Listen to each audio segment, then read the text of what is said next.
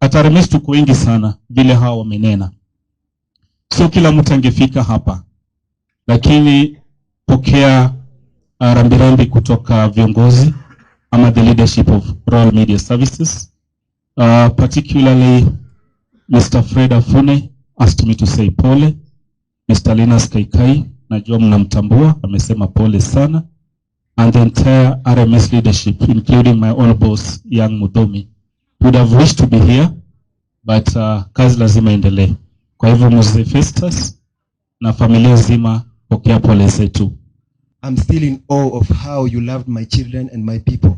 Before you, I thought being quiet was a strength. You taught me that showing up matters. You made me a better man. Till we meet again, my forever love. Then on Rose's part, you are the closest person I ever had.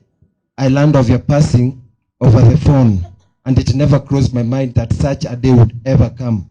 I will strive to be a symbol of unity, just as you were. Barikiweni sana. Thank you. God bless you.